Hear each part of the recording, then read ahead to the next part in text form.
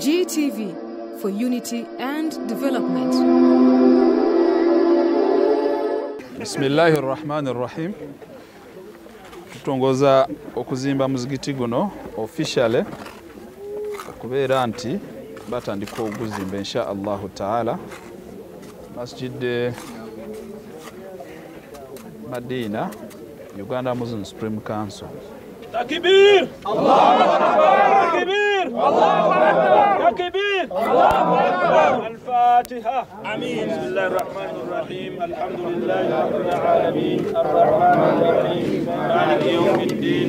Iyyaka na'budu wa iyyaka nasta'in. Ihdinas siratal mustaqim. Sajida lillahi fala tad'u ma'allahi ahada. وقال مصطفى سيد صلى الله عليه وسلم من بنى لله مسجدا بنى الله له بيتا في الجنة. Sebo Honorable Secretary General wa Uganda yonna, Minister wange w'abavubuka n'atwala abaana Wakiso District ajja Tishani ya Kigozi, omukulu w'ettwale ne chairman w'ettwale n'olukiiko lwonna olw'ettwale lwe tuli nalwo wano, imaamu w'omuzikiti n'olukiiko lwe, atukyazizze n'akulembedde okukyala lwaffe Haji Masudi n'abasiraamu mwenna abaami n'abakyala. Assalamu alaikum wa rahmatullahi wa barakatuh.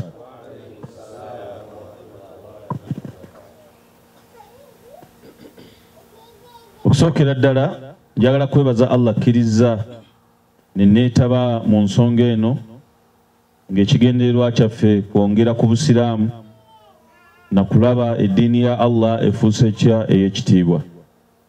Neebaza Secretary General okukkiriza ku makya ganeeno abantu abatudde abamulindidde mu woofiisi n'asitula woofiisi yonna n'aga nti olwaleero nja kubeera Kawanda.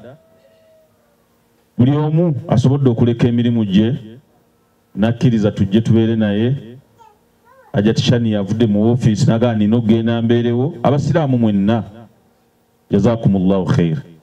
Saba Allah w'ekitiibwa abawe ebirungi era abasiime, abasasula empeera eyo gy'asasula abaddu abakoze obulungi. Ensonga etukuŋŋaanyizza ffenna tukimanyi bulungi nti olwaleero tukuŋŋaanidde mu Wakiso Muslim District era nga tuli mu ttwale ly'e Nabweru ng'ekitukuŋŋaanyizza tuli mu kuzimba nnyumba ya Allah muzikiti. Naye ensonga zino njagala tuzikulembeze bwe tubanga tugenda okukola omulimu gwonna. Nina omuntu gwe nabadde naye, nina kampani emu gye bannonzemu okuba ambasada waayo. Kampani eyo etunda pikipiki. Naye twabadde mu lukiiko lw'abakungu okuva mu nsi yonna ne bagamba ekizibu ekitulina ekikulu ennyo mu Uganda oba mu Africa okukyusa abantu mindset. It's not a joke.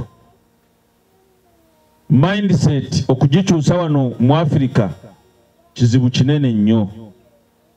Nabadde sitegedde kibategeeza ensi ziri ezaakula bukeera ku majaga nti kino kyafulumye era abantu ne bagoberera ne bagenda n'ekyo ekizze kubanga bamanyi they trust abantu abakola ebintu ebyo. Naye ffe wano Uganda tulina kye bayita mindset. Bukyali bulwadde bunene era gukyali mulimu munene ffenna gwe tulina okwegattako okubuuza. Ekigambo ekyo tekyasoose kujja mu bwongo bwange naye njagala kubabuuza.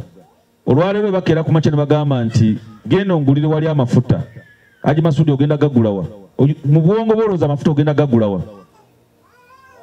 Temumulagirira mumuleke.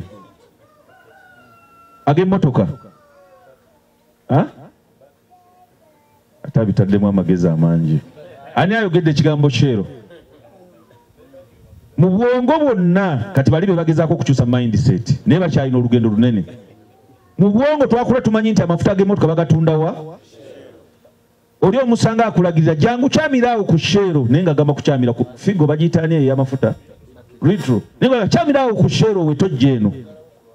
Tumanyi abatunda bonna amafuta bawo buli wanagamba nti genda ogula amanyi eddagala gulya eddagala ly'amanyi ojja kugula ki Colgate naye nga waliyo Derident waliyo ABC waliyo ki oli bwanaga nti wayi genda ongulyo ka piki njagala kutandika kuvuga boda ojja kudduka ku piki ki bookisa bajaji naye nga waliyo piki nnyingi ezisinga bookisa obugumu n'okunywa amafuta kati that is mindset gye twafuna gye tulina ekizibu ekinene kye tulina okulwanisa.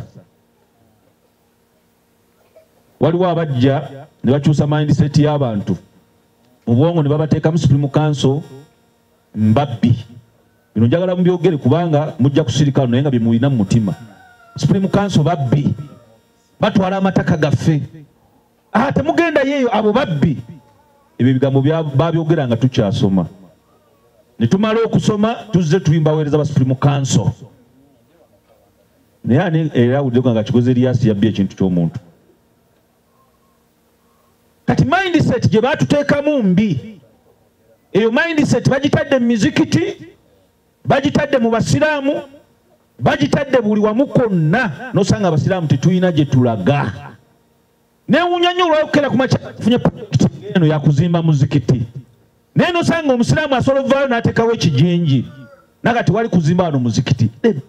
Poor mindset. Oba musiraamu, oba otegeera.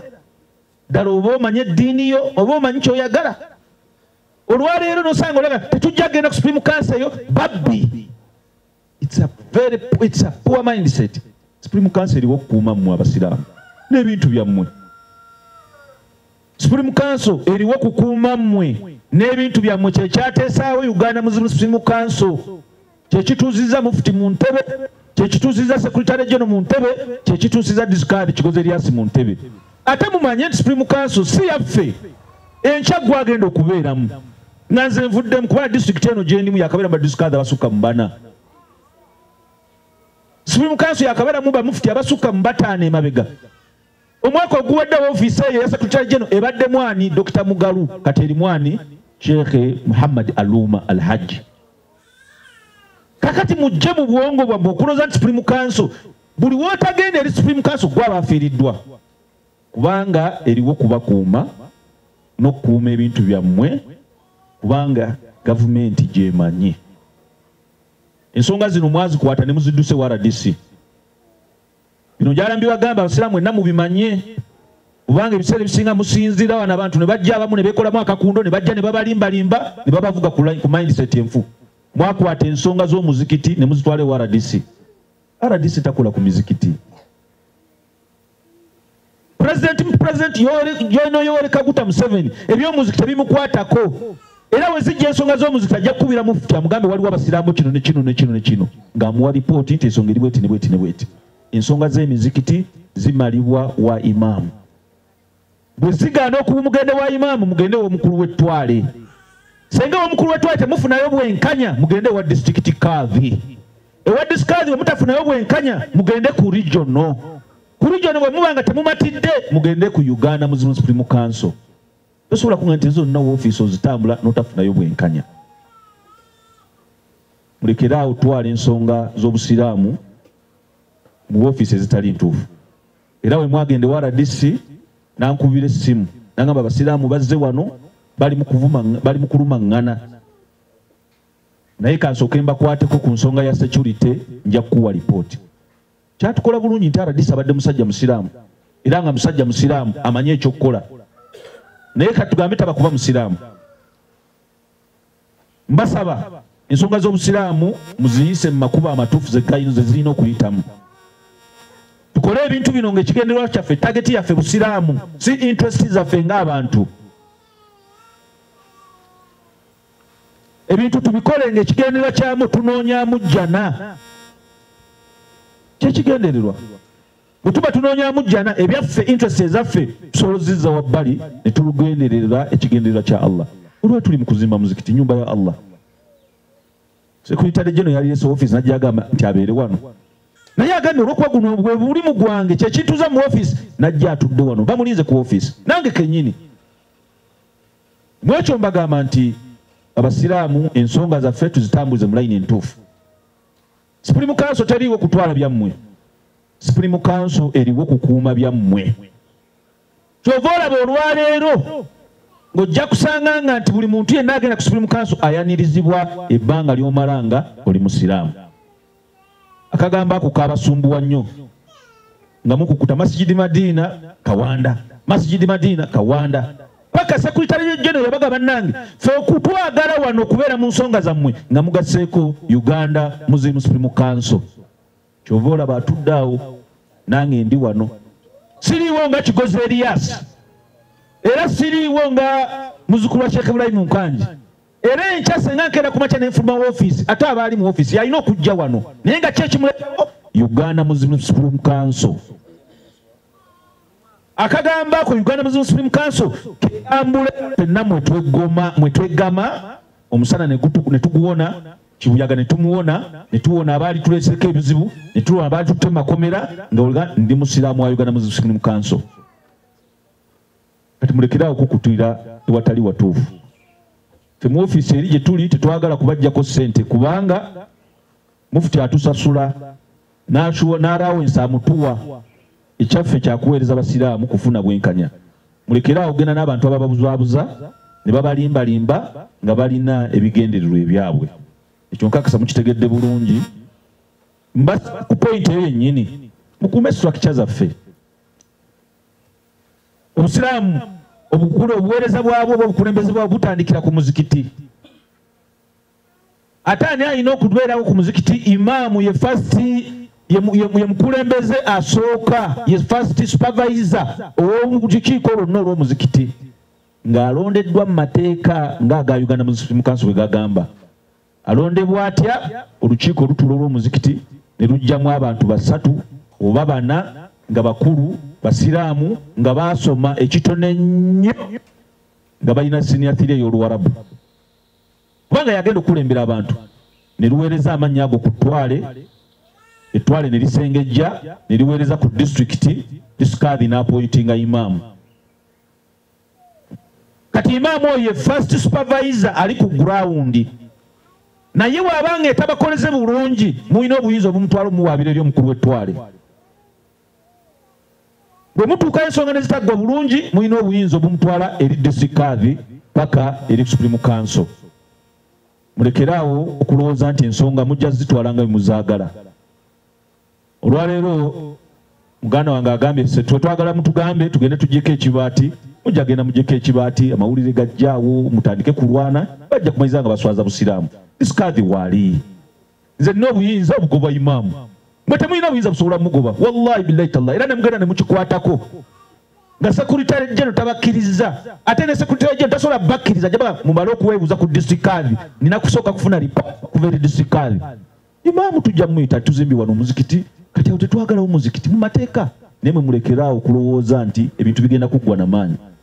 Biba kubanga biggwa n'amaanyi, eŋŋaŋa yali badde efuga ebinyonyi, naye eŋŋaŋa gyekoma okuleekaana era si yeefuga ebinyonyi. Akanyonyi akafuga ebinyonyi katono bwe kati. Temulina kye mwetaaga genda kusikamugwa n'abantu, muyite mu layini zammwe entuufu. Ebintu mwalaba byali bibasumbuwa, kasita mwayita mu layini entuufu ne mufuna ebbaluwa. Waliwo yali azzeeko wano Bagama temuzimba? Muzire mu Kyabamani mbuuza ggwe, si gwe nakwasa ebbaluwa? Njala mutambule mu layini entuufu, kigenda kubayamba n'okubanguyiriza omulimu. Twebaza nga Uganda Muslim Supreme Council olwa mukama wange gwe tutudde naye omuddu akola omulimu guno. Era tusaba Allah ow'ekitiibwa amusiime olusiima lw'abasiima abaddu b'abalongoofu. Tetujja musomera hadithi na aya za kuzimba muzikiti kubanga kitegeeza kyakola akimanyi. Naye abasiraamu mbasaba obuvunaanyizibwa mu butwale nga bwabuvunaanyizibwa era mukuume amaana eno ebakwasiddwa. Okusinziira ku structure agenda mu muzikiti kusobola okugenda mu miliyoni ogwo miliyoni nga 5 oba 6. Omuntu oyo abadde asobola okugenda n'agula awantu ekifo n'azimbawo omuzikiti ogwo naye aguleese wano. 1 matiriyo gwe bagenda kukozesa mu mukuume butiribiri. Abantu abamu emizikiti gino bazimba nabo ne bazimbiramu amaka gaabwe. Bwaleeta ensawo za sementi 10 n'atoolako 5 n'azitwala ewuwe. Buloka ne bayiwa 10 naye n'ewuwe ne bayiwa 5. Haramu. Eno amaana. Nja kusaba ssebo chairman mulabe nga mukuuma amaana. Kirungi mulina Haji Masudi musajja wa byankulaakulana ate ayagala nnyo ebitambula ku straight forward. Omulimu guno mmanye nti amaana gye babatisse. Ekirala buli omu kyasobola okukola akikole. Sirowooza nti omusajja naga tugenda ziba muzikiti. Mugenda mulekera yabagula amazzi. Okufiiringa lirye musobola okunga abasiraamu nti mujje leero tulevolinge. Kubanga kino mpeera ezirimu kufuna jjana eri omuntu yenna alina kyakozeeko. Kati mwe tebwagala jjana. Mwagala kulekera oli ajje jjana yonna agitwale bukulubulu nga ffe tusigadde tutudde wano.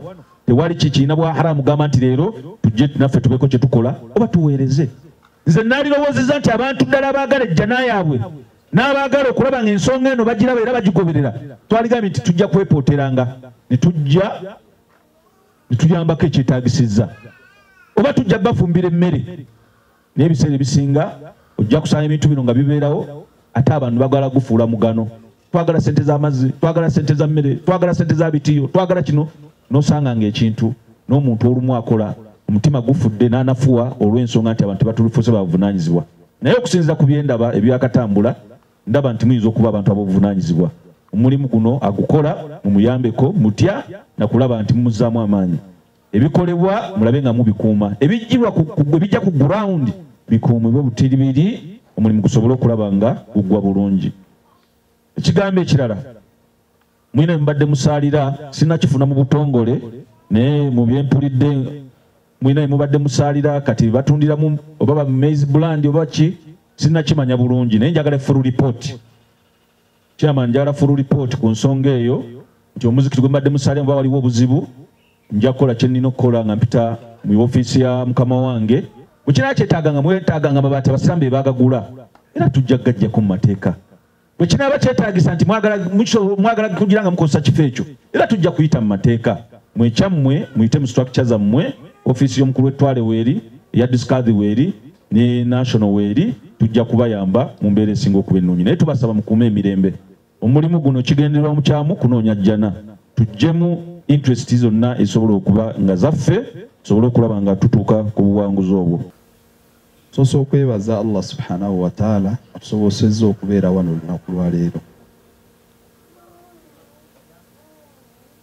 Yokubiri njagala okubatuusako salaamu ya His Eminence Mufti wa Uganda Sheikh Dr.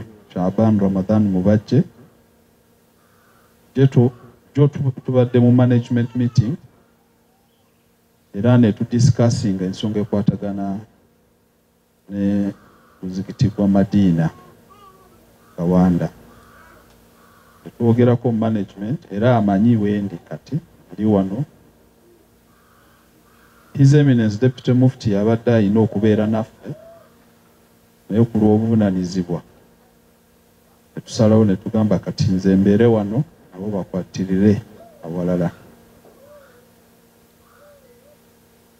Nakedde wano atuse wano alhamdulillah nze navudde waka ku makya after subuhi natwalira abaana ku ssomero ne ntambula sawa emu kitundu nabadde wano.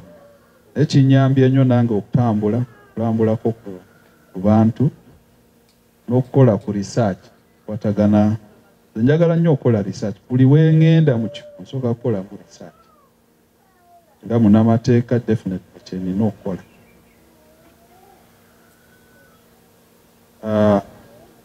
Njagala kubeebaza a komiti y'abantu 6 ne musigala bameka 4 n'okwebaza abasiraamu abakawanda. Sheikh yabasomera aya n'agamba nti man bana masjidan lillah bana Allahu lahu baitan fil janna. Ozimba omuzikiti nga guno kulwa Allah kuzimbira ki janna. Era muzikiti guno yemu abakuzimba. Lwaki mwatandika n'enniya y'okuzimba omuzikiti mwenna. Yokubiri ne muteekawo ki ne muzimba omuzikiti ne muteekawo amabaati mbadde mwenna musalira. Allah n'aleeta baraka omuntu n'aveeyo n'agamba nange kankole ki teekemu kye nsobola okuteeka. Sheikh yabategeeza n'amazzi n'okujja naye okuziba wano olwo bye musobola okukola tugamba nedda kati ekyo naffe tujje tukole ki empeera ezo namwe mukole ki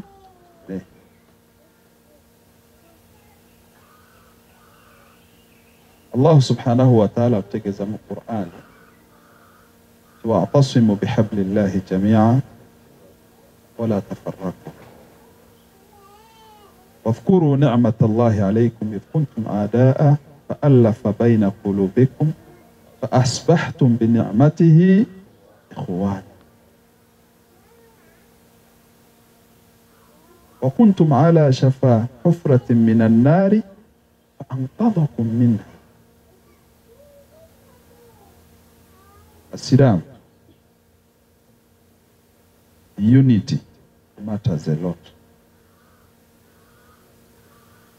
Nabi natutegeeza mu hadithi al-Qudus yadullaha ma'al jamaa. Ezo nazitulagira obukulu okubeera ki obumu. Entalo tegenda tutwala anywhere. Naye unity ejja tu driving towards development. Enkulakulanya mu Busiraamu. Entalo gye muliko temulooza nti emu abatandise oba gutandise wano kyeyama tuziba mu ntalo era bukera mu ntalo kyetuliko.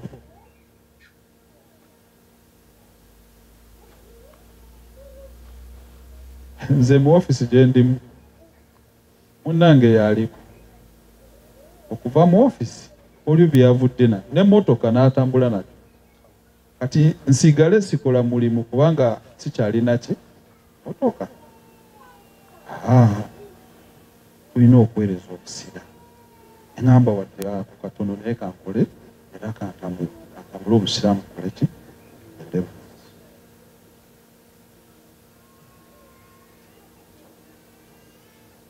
Muwulira ebivumo okola ebirungi bakuvuma, bw'otakola bakuvuma, bw'osirika bagamba oyo katasirise bamuvuma, bw'oyogera era bakwata mu bigambo by'oyogedde olabye kati ayogedde ki kyetuliko.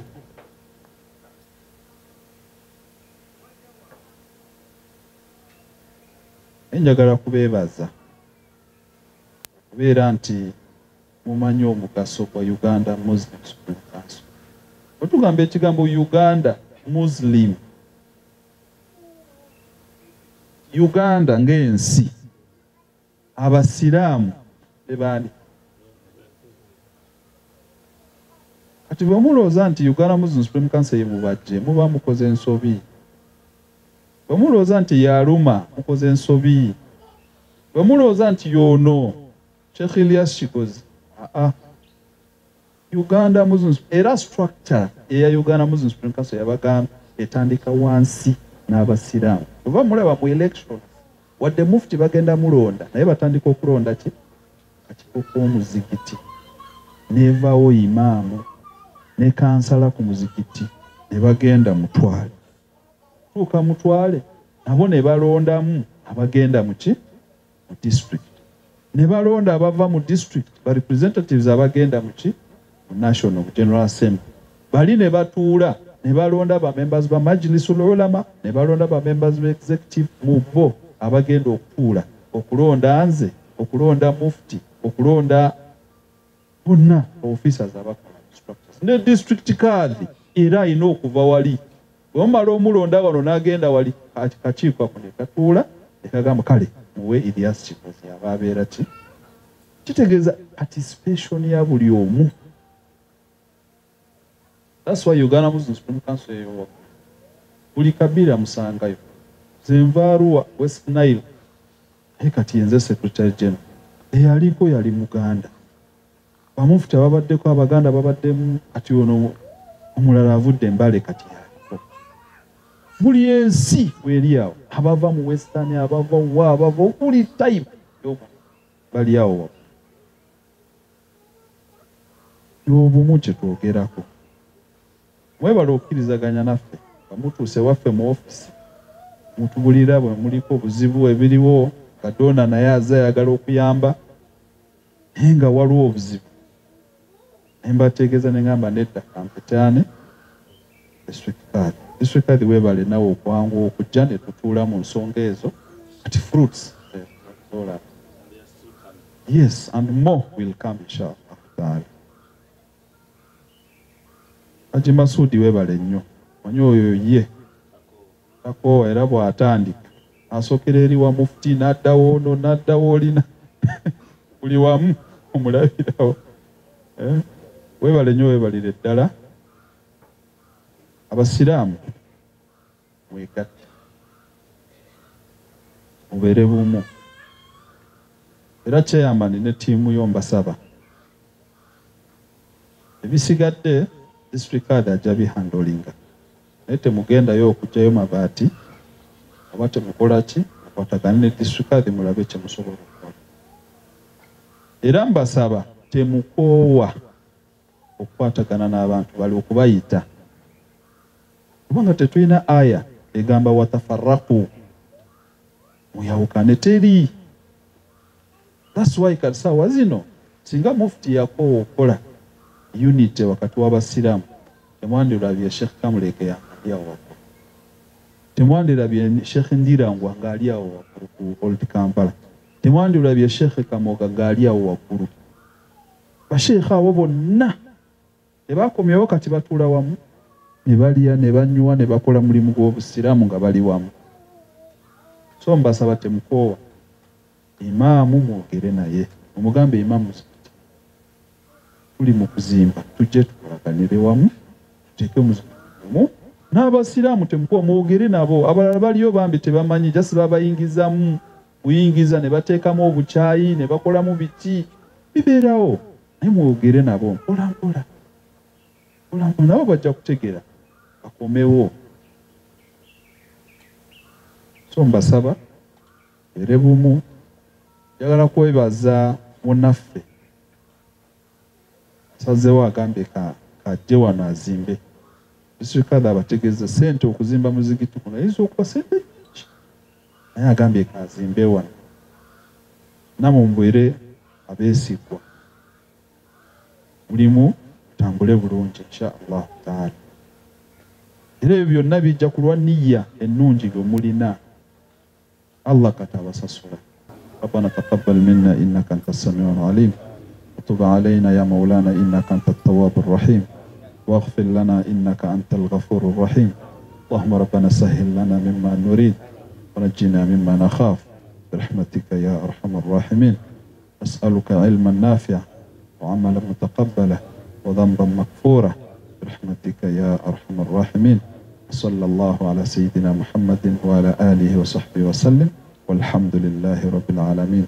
Twebaza abasiraamu bonna ab'e Kawanda abalina kibakoze okutandikira ddala mu kusasula ekifo kino Masjidi Madina eno kwetudde.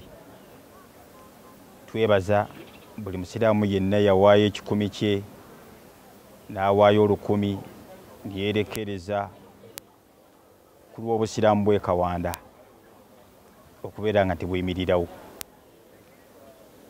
Tukakasiza ddala nga masjidi eno egenda kugasa abasiraamu bangi mu kitundu kino, omuli okusomesezaamu abantu baffe bayige swala, bayige okusoma ekitabo kya Allah, bayige ebyenkulaakulana n'okukolera awamu kubanga omuzimbo guno egubeerawo bingi nnyo byetukoleramu ebigasa obusiraamu ebitwala obusiraamu bwaffe mu maaso.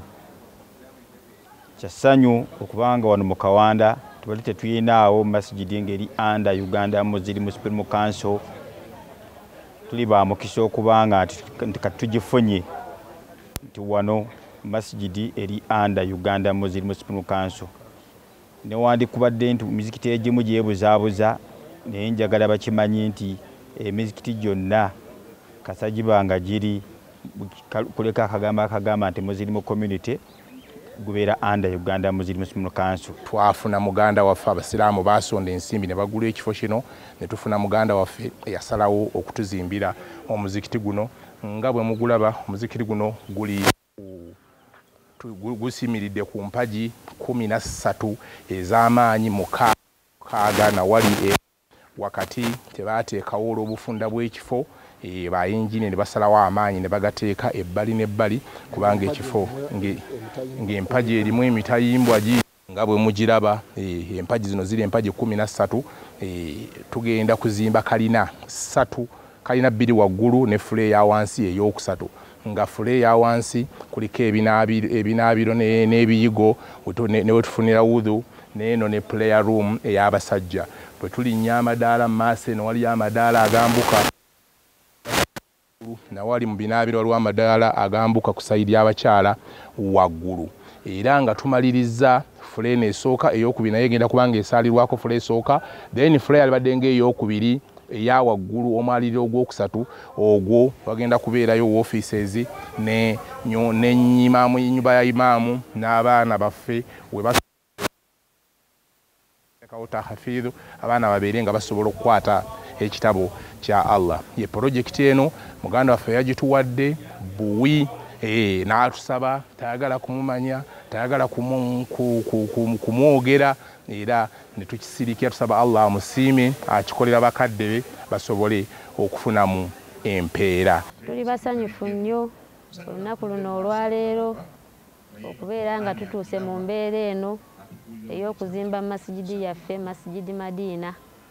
Tumaze ebbanga ddene nnyo nga tulaajana nga tetuyina nkyukakyuka yonna mu kitundu kyaffe ng'obusiraamu buli awo bubonaabona nga twagala masigidi ennungi erimu emirembe naye twebaza abavuddeyo okutukwatirako okuzimba omuzikiti gwaffe guno ekitundu nga bwe mukiraba tetubaddeemu na muzikiti gwa mulembe gwonna ng'omusiraamu ajja n'akubuuza ejjuma tusaaliddewo esola tusaalirawa mu kyamazima nga naawe ofuna ensonyi okumulagirira nti yita wano bwoti ekyamazima nga tolina bweza mu directing era okujjako ng'omaze kutambula naye twebaza Allah okubeera nga atukoledde enteekateeka eno ennungi bweti tubeera nga tufuna omuzikiti kati tuli ku pulogulaamu ya kutandika kuzimba nga bwe mubiraba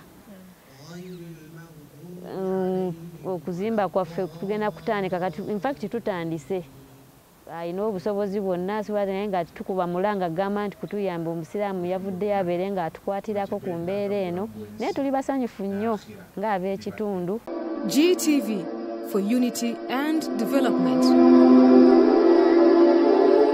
أعوذ بالله من الشيطان الرجيم. هل أتيك حديث موسى إذ ناديه ربه بالوادي المقدس طوى اذهب إلى فرعون إنه طغى فقل هل لك إلى أن تزكى وأهديك إلى ربك فتخشى فأريه الآية الكبرى فكذب وعصى ثم أدبر يسعى فحشر فنادى فقال أنا ربكم الأعلى فأخذه الله نكال الآخرة والأولى إن في ذلك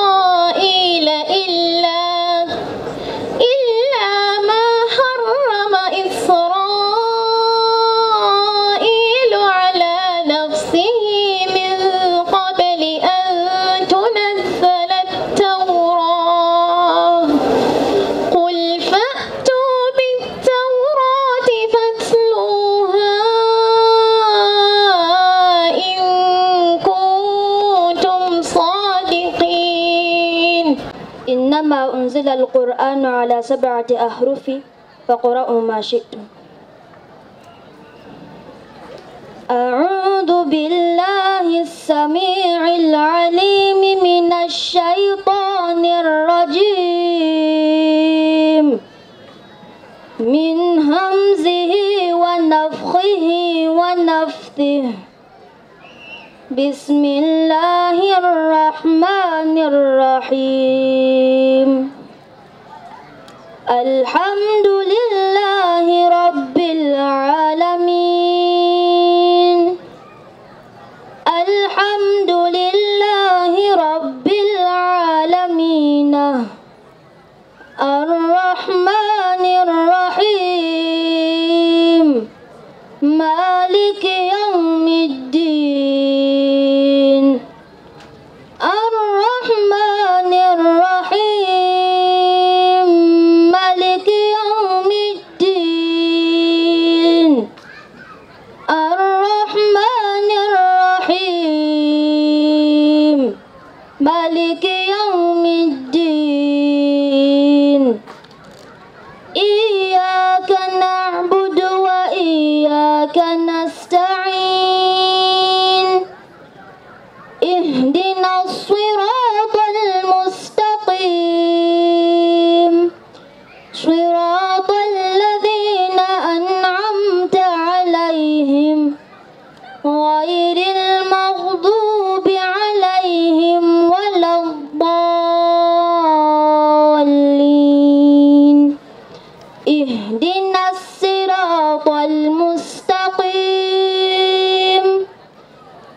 صراط الذين أنعمت عليهم غير المغضوب عليهم ولا الضالين.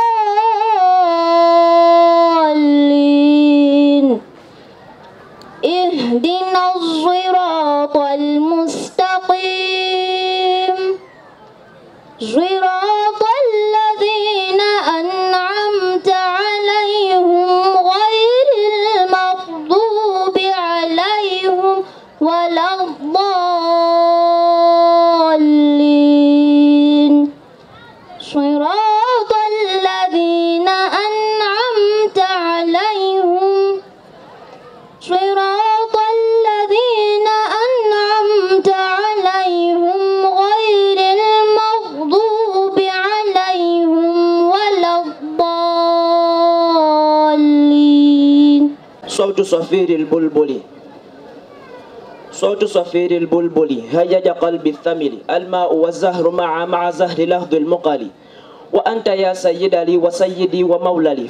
فكم تيمني عزيل عقيقلي.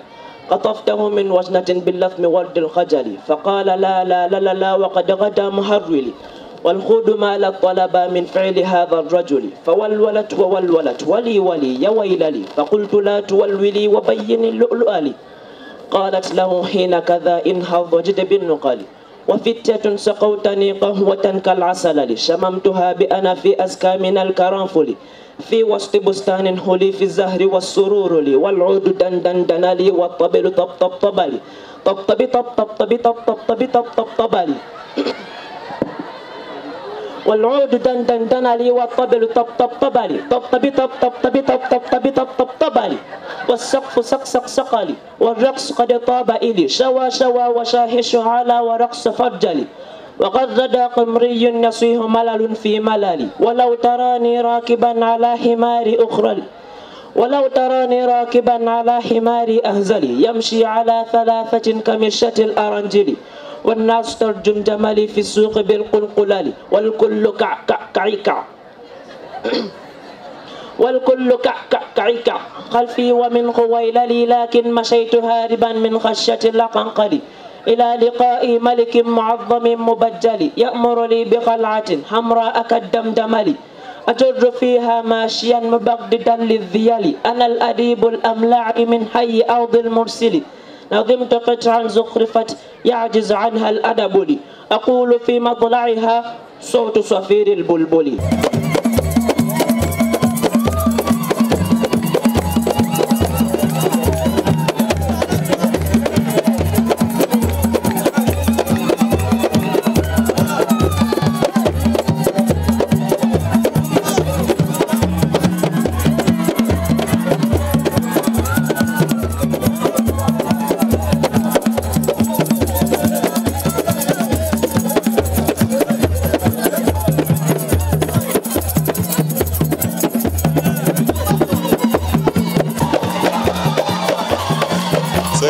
Bravo, Segazibo.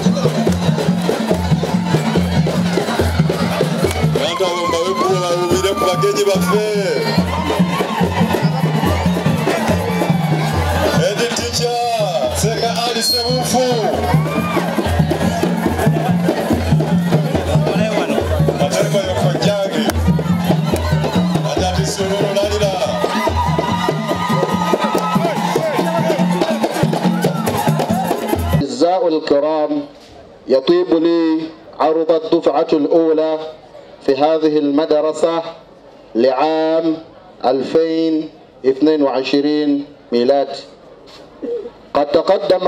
قد تميزت هذه الدفعة بأمور كثيرة، وهي أن الفائزة الرابعة هي مديرة العامة لهذه المدرسة واسمها تاتو نالوغا، وقد ساهمت كثيرة الله أكبر في بناء هذه المدرسة وتشجيع الطلبة في طلب علوم الإسلامية ونشر الدعوة الإسلامية في هذه المنطقة بصفة عامة.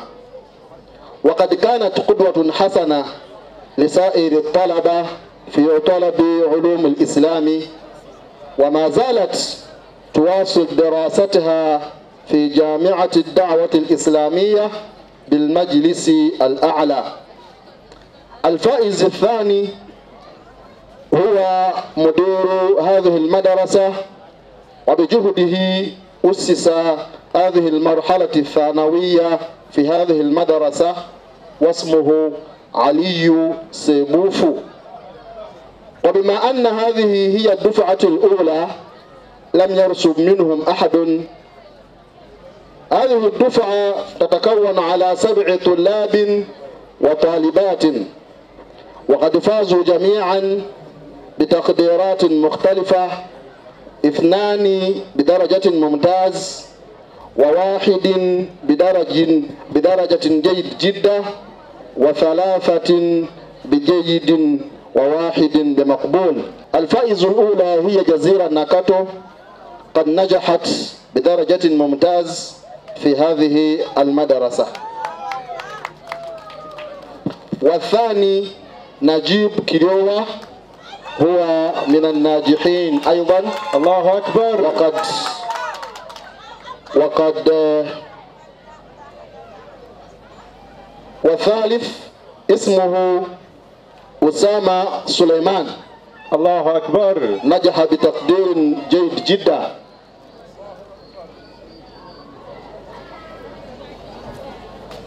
والفائزة الرابعة هي سيدنا أو سيدتنا حاجة تاتو نالوغا، مديرة لهذه المعهد أو مديرة لهذه المدرسة.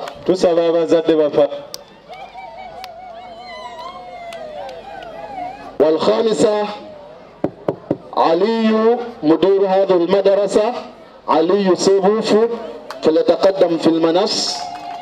abazadde tubasaba musooke mubaleke basooke bafune.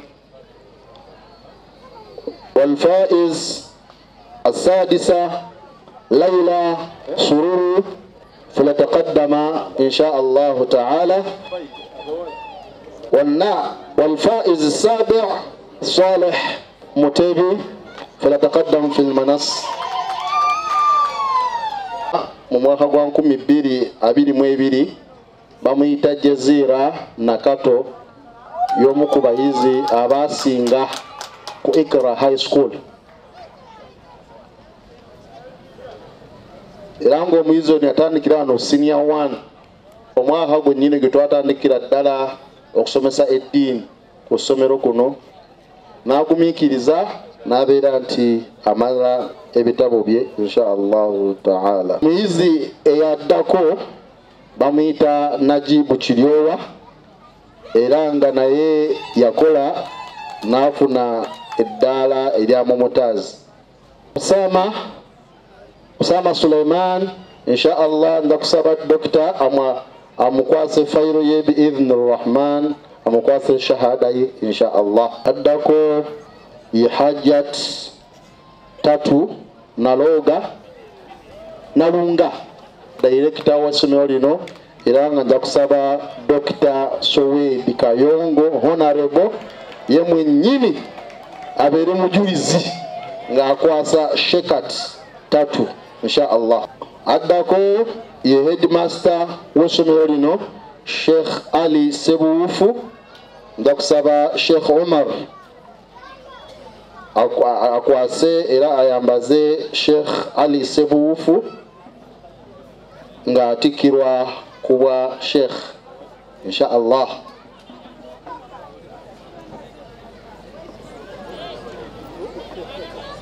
Addako ye Shekat Laila Sururu, nja kusaba Sheikh Omar Gugumizera Shekat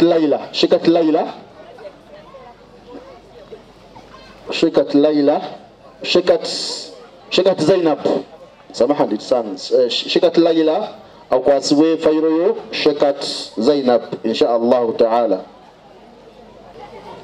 Yakuzako Saleh Mutebi, nja kusaba Sheikh Omar Gugumiza director w'ebibuuzo abeere nga mukwasa fayiro ye biidhni rrahman insha Allah. اسمح لي أن أقدم لكم شكري إلى جهات مميزة التي تلعب دورا كبيرا في ازدهار الأنشطة في هذه المدرسة، ومن ذلك أولا نشكر الله تعالى الذي وفقنا لاختيار معهد اقرأ العالي حيث يدرس فيه دين الإسلام الحنيف والعقيدة الصحيحة. حقيقة ما رأينا أفضل من هذا المعهد من ناحية توفر الشيوخ المتقنين والأساتذة الكريم. جزاهم الله عنا خير الجزاء وجعل سعيهم خالصة لوجهه الكريم. ومن أعظم نعم الله علينا أن وفقنا للنجاح والفوز بالامتيازات الكثيرة. ثانيا نشكر الوالدين الكرام وكل من ساهم في دراستنا من الأساتذة الأجلاء والزملاء الشرفاء، لولا الله ثم هم ما وصلنا على مثل هذا اليوم العظيم في تاريخنا. ختاما نشكركم أيها الآباء والأوصياء والطلاب والطالبات لاختياركم معهد اقرأ العالي مع كثرة المدارس التي تؤدي نفس الهدف في أوغندا. فلتصبروا معنا ونحن معكم لخدمتكم ولتساعدوا أولادكم لتحقيق طموحاتهم المستقبلية الدينية والدنيوية في الدارين إن شاء الله تعالى. GTV for unity and development.